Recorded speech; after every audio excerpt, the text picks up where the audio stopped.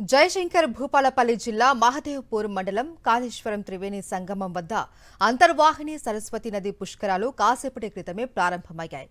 నిన్న రాత్రి 10:45 బృహస్పతి మిథున రాశిలోకి ప్రవేశించడంతో సరస్వతి నదికి పుష్కరాలు ప్రారంభమైనట్లు పండితులు పేర్కొన్నారు.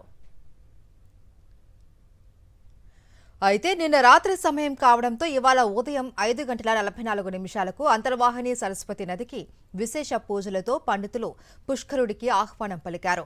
కాళేశ్వరాలయం నుంచి మంగళ వాయిద్యాలతో నదికి వెళ్లి గణపతి పూజతో కార్యక్రమాన్ని ప్రారంభించారు.